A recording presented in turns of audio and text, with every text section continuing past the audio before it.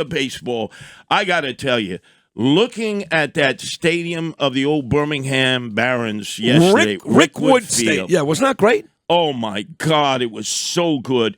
But with all the folks that you had mentioned who had played for the Birmingham Barons, I noticed you didn't mention maybe the greatest basketball player of all time, Michael Jordan. He did play there. 1993, remember? Very good. David Stern was going to suspend him for the year for gambling. Remember, it was the Eastern Conference playoffs against the Knicks the night before he was in Atlantic City until the break of dawn. Gambling. He was late for practice, and he gambled a bunch, too, on the golf course.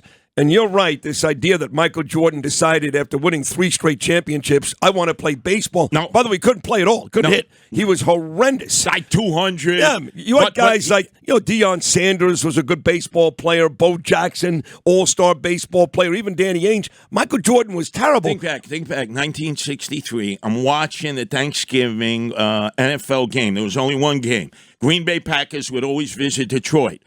And the announcer had to explain while Paul Hornung and Alex Karras were not playing because they had been suspended for the whole year by Pete Rozelle for gambling. Yep. It ended up in a 13-13 tie. Yes, that's true. Well, Jordan, exactly. He left the game because of the gambling issue. And then, of course, his father, God rest his soul, ends up getting murdered in his car in North Carolina. And there's a lot of people who think that, and I don't know this, could be a conspiracy theory, but people do think that his father's murder in his car on the side of the road in Wilmington, North Carolina, or Lumberton, somewhere like that, was because of Jordan's issues. And by the way, speaking of Jordan, his gambling buddy in almost everything in life, Charles Barkley, announced that he will be leaving the world of broadcasting, and nobody cared, if you notice. Nobody cared.